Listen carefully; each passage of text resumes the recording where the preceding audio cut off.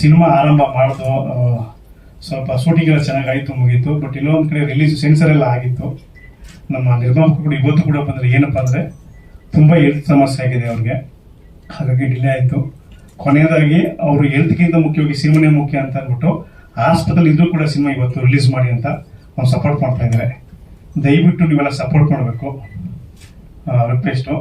ಮುಖ್ಯವಾಗಿ ಡಿಟೆಕ್ಟಿವ್ ತೀಕ್ಷ್ಣ ಅಂತಂದ್ರೆ ನಾವು ಬುದ್ಧಿವಂತಿಕೆ ಇರುವಂಥ ಒಂದು ಸಿನಿಮಾ ಅಂತ ಹೇಳ್ತೀವಿ. ಈ ಕತೆ ಲೈನು ಏಕೆ ಕೇಳಕ್ಕಾಗಲ್ಲ ಅಂತಂದ್ರೆ, ಈ ಜಗತ್ತಲ್ಲಿ ಪ್ರತಿಯೊಬ್ಬರು ಕೂಡ ಒಂದು ಅಧಿಕಾರ ಇರ್ಬೋದು, ಹಣ ಇರ್ಬೋದು, ಏನೇ ಇದ್ರು ಕೂಡ ಸಾಮ್ರಾಜ್ಯವನ್ನ ಕಟ್ಟಬೇಕಾದ್ರೆ, ಉಳಿಸ್ಬೇಕಾದ್ರೆ ಬುದ್ಧಿ ಪ್ರಮುಖವಾಗಿರುತ್ತೆ. ಒಬ್ಬ ವ್ಯಕ್ತಿಗೆ ಒಳ್ಳೆ ಬುದ್ಧಿ ಇತ್ತು ಅಂದ್ರೆ ಒಬ್ಬ ಡಿಟೆಕ್ಟಿವ್ ತೀಕ್ಷ್ಣ ಆಗ್ತಾಳೆ. ಅದೇ ಕೆಟ್ಟ ಬುದ್ಧಿ ಇತ್ತು ಅಂದ್ರೆ ಒಂದು ಕ್ಯಾರೆಕ್ಟರ್ ಹುಡ್ಕುತ್ತೆ. ಅವ್ರ ನಡುವೆ ಬುದ್ಧಿಯಲ್ಲೇ ಒಂದು ಪೈಪೋಟಿನ ತಗೊಂಡು ಹೋಗುವಂತ ಕತೆ. ಒಂದು ಮುಖ್ಯವಾಗಿ ಏನಪ್ಪ ಹೇಳ್ತದೆ ಅಂತಂದ್ರೆ, ಇಡೀ ಕತೆ ಸಾರಾಂಶ ಹೇಳಕ್ಕಾಗ. ಯಾಕೆಂದ್ರೆ ಫಸ್ಟ್ ಇಂದ ಲಾಸ್ಟ್ ಅವ್ರು ಕೂಡ ಕಥೆನ ಜಡ್ಜ್ ಮಾಡೋದು ತುಂಬಾ ಕಷ್ಟ. ಕಥೆನ ನಾನು 1 ವರ್ಷ ಕೂಡ ಕಥೆನ ಮಾಡ್ತಾ ಹೋದೆ. ಬಟ್ ಸಿನಿಮಾನು ಅಷ್ಟೇ ನಾವು ತುಂಬಾ ಡಿವೈಡ್ ಆಗಿ ಮಾಡ್ಬೇಕಾಗುತ್ತೆ. ಏನಕ್ಕೆ ಅಂತಂದ್ರೆ ಪ್ರತಿ ಪೋರ್ಷನ್ ಕೂಡ ಬೇರೆ ಬೇರೆ ತರನೇ ಮಾಡ್ಬೇಕಾಯ್ತು. ಪ್ರತಿ ವರ್ಗನ್ ಕೂಡ ಪ್ರತಿಯೊಂದು ಸೆಟ್ ಹಾಕ್ಬೇಕಾಗುತ್ತೆ. ಈಗ ಈ ಸಿನಿಮಾಗೆ ಸೆಟ್ ಆಗಿರೋದಪ್ಪ ಅಂದ್ರೆ ನವೀನ್ ಅಂತ ರಕ್ಷಿತ್ ಶೆಟ್ಟಿ ಅವ್ರ ಜೊತೆ ಕೆಲಸ ಮಾಡಿದ್ರು, ಜೀಕರಣ ಮಾಡಿದ್ರು. ಒಂದು ಸೆಟ್ ನಾವು ಅದನ್ನ ರಿಮೂವ್ ಮಾಡ್ಬೇಕಂದ್ರೆ ಮ್ಯಾಕ್ಸಿಮಮ್ 1 ತಿಂಗಳು ಆಗೋದು. ಹಾಗಾಗಿ ಇಡೀ ಚಿತ್ರನ ನಾವು 1 ವರ್ಷ ಟೈಮ್ ತಗೊಂಡ್ವು. ಬಟ್ ಚಿತ್ರೀಕರಣ ಮಾಡ್ಬೇಕಾದ್ರೆ ಕಡಿಮೆ ದಿನ ಮಾಡಿದ್ವು. ಬಟ್ ಸೆಟ್ಗೆ ತುಂಬಾ ಖರ್ಚಾಯ್ತು, ರಿಚ್ ಆಗಿ ಮಾಡಿದ್ದಾರೆ. ಮುಖ್ಯವಾಗಿ ಇಲ್ಲಿ ಯಾರು ನೆನಪಿಸ್ಬೇಕು ಅಂತಂದ್ರೆ, ಇಡೀ ಸಿನಿಮಾ ಆರಂಭಕ್ಕೆ ನಮ್ಮ ಮುನಿ ಚರಣಗೆ ಮುನಿ ಪ್ರಸನ್ನ ಸರ್ ಅವರಿಂದಲೇ ಸಿನಿಮಾ ಆಯ್ತು. ಆದ್ರೆ ಈ ಸಿನಿಮಾ ಆರಂಭ ಮಾಡಿದ್ದು ನಮ್ಮ ಪುರುಷೋತ್ತಮ್ ಅವರು. ಬಟ್ ವಿಧಿ ಏನಪ್ಪಾ ಅಂದ್ರೆ ಅವರಿಂದನೇ ಇದು ರಿಲೀಸ್ ಮಾಡ್ಬೇಕಂತ ಬಂತು. ಇವರು 3 ಜನ ಸೇರಿ ಸಿನಿಮಾ ಮಾಡಿಲ್ಲ ಅಂದ್ರೆ ಇವತ್ತು ಸಿನಿಮಾ ಆಗ್ತಿರ್ಲಿಲ್ಲ. ಆದ್ರೆ ಒಂದು ನಾನು ಚಿರವಣಿ ಆಗಿರ್ತೀನಿ ಪ್ರಿಯಾಂಕೆ ಮೇಡಮ್. ಯಾಕಂದ್ರೆ ಅವತ್ತು ನಾನು ಯಾರು ಅಂತ ಗೊತ್ತಿಲ್ಲ, ನೀನ್ ಮಾಡ್ತೀಯ ಅಂತ ಯಾವ್ದು ಅಷ್ಟೇ ಡೈರೆಕ್ಟರ್ ಕರ್ಕೊಂಡ್ಬಂದು ಇವತ್ತು ಡೈರೆಕ್ಟರ್ ಮಾಡಿದ್ರು. ನಾನು ನಮ್ಮ ಬಗ್ಗೆ ಹೇಳ್ಕೋದಿಲ್ಲ, ಯಾಕಂದ್ರೆ ಈ ಸ್ಟೋರಿ ನೋಡಿದ್ರೆ ನಿಮ್ಗೆ ಏನಿಸುತ್ತೆ ಗೊತ್ತಾಗುತ್ತೆ. ಹಾಗಾಗಿ ಪ್ರಿಯಾಂಕೆ ಮೇಡಮ್ ನಾನು ಚಿರವಣಿ ಆಗಿರ್ತೀನಿ. ಕಾರಣದಿಂದ ಅಂದ್ರೆ ನಮ್ಮ ಇನ್ನೊಬ್ರು ನಿರ್ಮಾಪಕರ ಆರೋಗ್ಯದಲ್ಲಾಗಿರೋ ಸಮಸ್ಯೆ ಇರ್ಬೋದು, ಇಲ್ಲ ಡೈರೆಕ್ಟರ್ ಅವರ ತಂದೆಯ ಆರೋಗ್ಯದ ಸಮಸ್ಯೆಯಿಂದ ಸ್ವಲ್ಪ ಲೇಟ್ ಆಗಿ ಬಂದಿದ್ವಿ, ಕ್ಷಮೆ ಇರಲಿ. ಬಟ್ ಸಿನಿಮಾ ತುಂಬಾ ಚೆನ್ನಾಗಿದೆ. ನೀವು ಆಲ್ರೆಡಿ ಶೋ ರಿವ್ಯೂ ನೋಡಿದ್ವಿ, ಆಮೇಲೆ ಟ್ರೈಲರ್ ನೋಡಿದಿರಾ. ಬಟ್ ತುಂಬಾ ಚೆನ್ನಾಗಿದೆ. ಮೇಡಮ್ ಅವರು ತುಂಬಾ ಚೆನ್ನಾಗಿ ಆಕ್ಟ್ ಮಾಡಿದ್ದಾರೆ. ಇವರ 50ನೇ ಸಿನಿಮಾ, ನೀವೆಲ್ಲರೂ ಸಪೋರ್ಟ್ ಮಾಡಬೇಕು, ಕನ್ನಡ ಸಿನಿಮಾವನ್ನು ಬೆಳೆಸಿ. Thank you.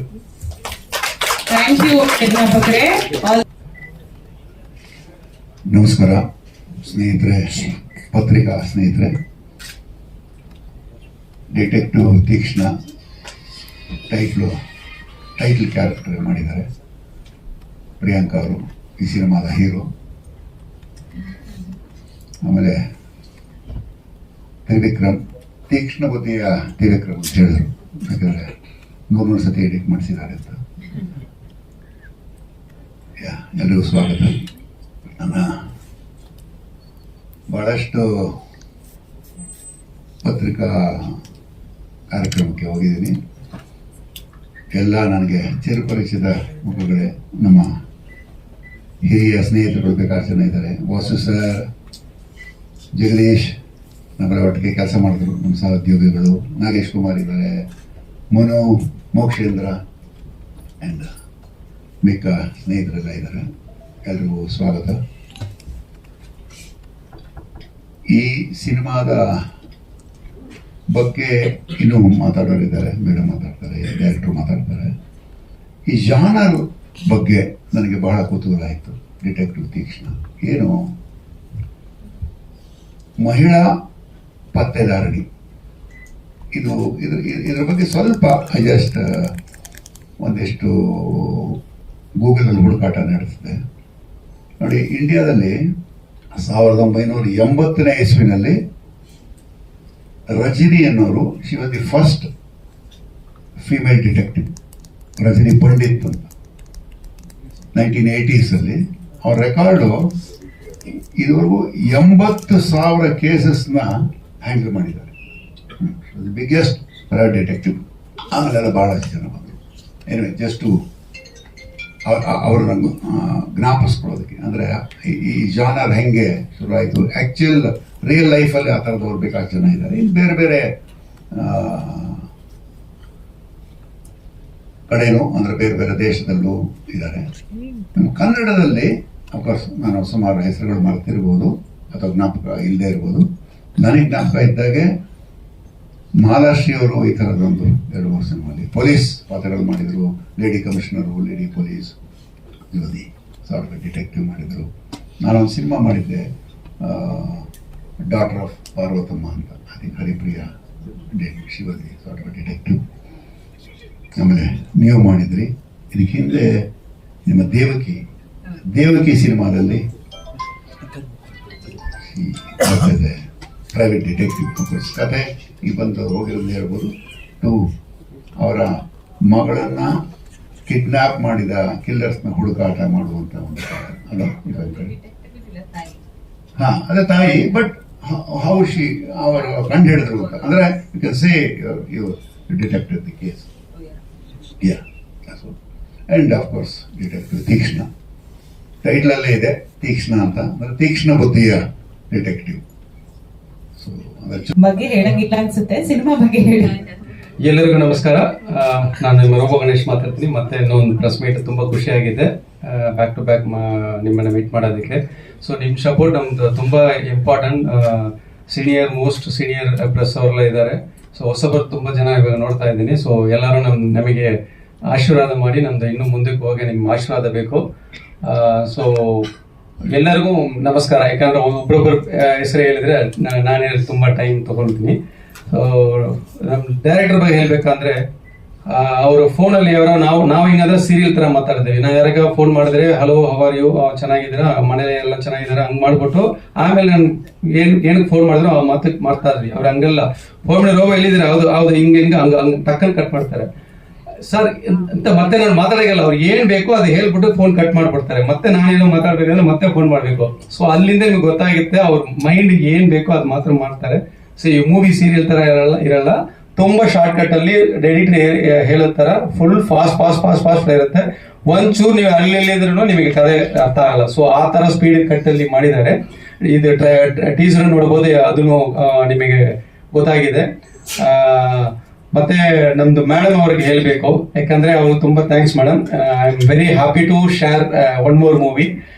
ಅವ್ರ ಡೆಡಿಕೇಶನ್ ನಾನು ನೋಡಿದೀನಿ. ಇನ್ನೊಂದು ಮೂವಿಯಲ್ಲಿ ಇಬ್ರು ಒಂದು ಫೈಟ್ ಮಾಡಿದೀವಿ ನಾವು. ಹುಡುಗರು ಫೈಟ್ ಮಾಡೋದಕ್ಕೆ ತುಂಬಾ ಯೋಚನೆ ಮಾಡ್ತೀವಿ, ಹಿಂಗ್ ಮಾಡ್ಬೋದಾ ಹಿಂಗನ್ನ ಹರ್ಟ್ ಆಗುತ್ತಾ ಅಂತ.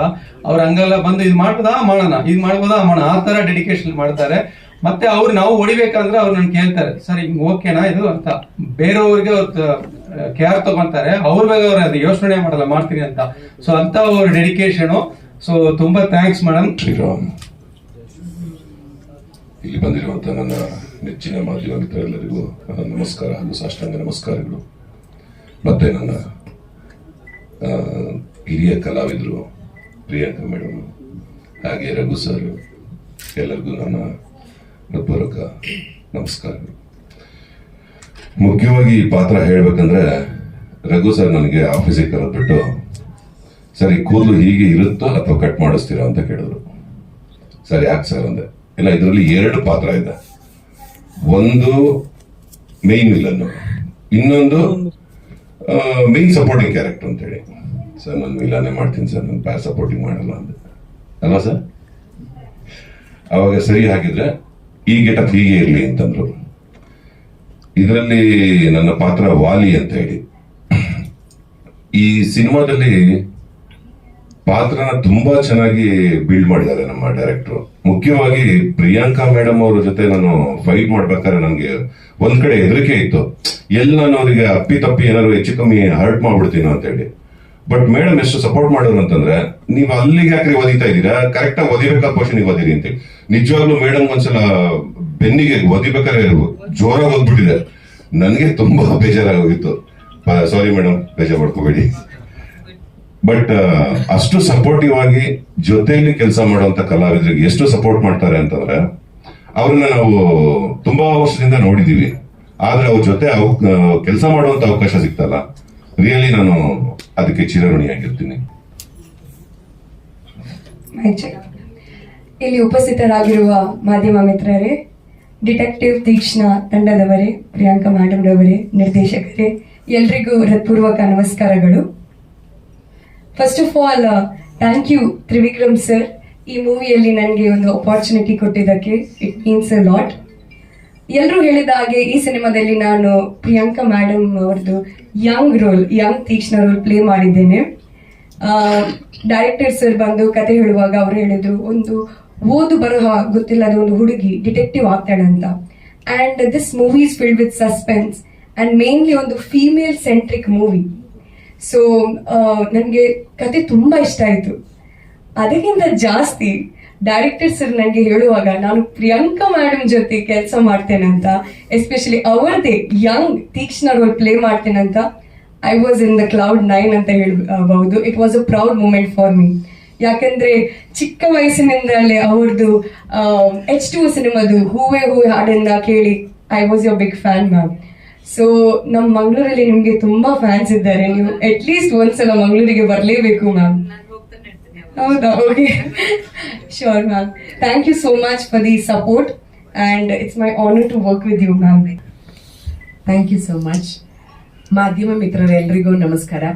ವೇದಿಕೆ ಮೇಲೆ ಕುಳಿತಿರ್ತಕ್ಕಂಥ ಎಲ್ಲ ಕಲಾವಿದರು, ನಿರ್ಮಾಪಕರು, ನಿರ್ದೇಶಕರು, ಪ್ರಿಯಾಂಕಾ ಮೇಡಮ್ ಎಲ್ಲರಿಗೂ ನಾನು ಧನ್ಯವಾದಗಳನ್ನ ಹೇಳಕ್ ಇಷ್ಟಪಡ್ತೀನಿ ಈ ಮೂಲಕ. Hearty congratulations to you 50th ಮೂವಿಗೆ. ತುಂಬಾ ಒಳ್ಳೆ ಕಥೆನ ಆಯ್ಕೆ ಮಾಡ್ಕೊಂಡಿದ್ದಾರೆ 50th ಮೂವಿಲಿ. ತುಂಬಾ ಚೆನ್ನಾಗಿ ಮೂಡ್ ಬಂದಿದೆ ಇವ್ರ ಪಾತ್ರ. ಓವರ್ ಆಲ್ ಸಿನಿಮಾ ಇದ್ರಲ್ಲಿ ನಂದು ಹೌದು, ಅಫ್ಕೋರ್ಸ್ ಇವ್ರು ಹೇಳ್ದ ಹಾಗೆ ಎಮೋಷನಲ್ ಪಾತ್ರನೇ. ಆದ್ರೆ ಸಂಪೂರ್ಣವಾಗಿ ಅದನ್ನೇ ಅಂತ ನಾವು ಹೇಳಕ್ಕಾಗಲ್ಲ. ಯಾಕೆಂದ್ರೆ ಶುರುವಾಗೋದು ಹಾಗೆ, ಕತೆ ಮೂಲಕನೂ ಅಷ್ಟೇ, ಪಾತ್ರದ ಮೂಲಕನೂ ಅಷ್ಟೇ. ಶುರುವಾಗೋದು ಎಮೋಷನಲಿನೇ ಶುರುವಾದ್ರು, ಆಮೇಲೆ ಅದು ಏನೇ ಚಾಲೆಂಜಸ್ ನ ಫೇಸ್ ಮಾಡ್ತಾ ಹೋಗುತ್ತೆ, ಹೇಗೆ ಒಂದು ಹೆಲ್ಪ್ಲೆಸ್ ಮದರ್ ಟರ್ನ್ ಆಗ್ತಾ ಹೋಗ್ತಾಳೆ ಅನ್ನೋದೇ ಕಥೆಯ ಸಾರಾಂಶ ಆಗ್ತಾ ಹೋಗುತ್ತೆ ನನ್ನ ಪಾತ್ರದ ಕಡೆಗೆ. ಯಾಕೆ ಒಂದೇ ಕೇಸ್ ಏನಲ್ವಲ್ಲ, ಬೇಕಾದಷ್ಟು ಕೇಸ್ಗಳನ್ನ ಅವರು ಡೀಲ್ ಮಾಡ್ತಾ ಇರ್ತಾರೆ. ನಮ್ ಕೇಸಲ್ಲಿ ಬಂದಾಗ ಆ ರೀತಿಯಾದಂತ ಕಥೆನ ತ್ರಿವಿಕ್ರಮ್ ಮಾಡಿದ್ದಾರೆ. ತುಂಬಾ ಇಂಟ್ರೆಸ್ಟಿಂಗ್ ಪಾತ್ರ ಏನಂದ್ರೆ, ತ್ರಿವಿಕ್ರಮ್ ನಮ್ಗೆ ಕತೆ ಹೇಳಕ್ಕೆ ಅಂತ ಬಂದಾಗ, ಈ ಪಾತ್ರ ನೀವು ಒಪ್ಕೋತೀರಾ, ಮಾಡ್ತೀರಾ, ಇರ್ತೀರಾ ಮೇಡಮ್, ಆದ್ರೆ ಫುಲ್ ಸಿನಿಮಾ ಅಂತೇನಲ್ಲ, ನೀವು ಮಾಡಿದ್ರೆ ಚೆನ್ನಾಗಿರುತ್ತೆ ಅಂತ ಕೇಳಿದ್ರು. ನಂಗೆ ಅವರಲ್ಲಿ ಫಸ್ಟ್ ಕಾಣಿಸಿದ್ದು ಸಿನಿಮಾ ಮಾಡ್ಬೇಕು ಅಂತ ಅವರಲ್ಲಿರೋ ಒಂದು ಛಲ ಮತ್ತೆ ಶ್ರದ್ಧೆ. ಮಾಡ್ತೀನಿ ನಾನು ಇದನ್ನ ಅನ್ನೋ ಒಂದು ಛಲ. ತುಂಬಾ ಚೆನ್ನಾಗಿ ಕತೆ ನರೇಟ್ ಮಾಡಿದ್ರು, ಅದರಂತೆನೆ ನಡೆಸ್ಕೊಂಡು ಹೋದ್ರು. ಎಲ್ಲೂ ಏನು ಹೇಳೋದೊಂದು ಮಾಡೋದೊಂದು ಆ ತರ ಏನು ಮಾಡ್ಲಿಲ್ಲ.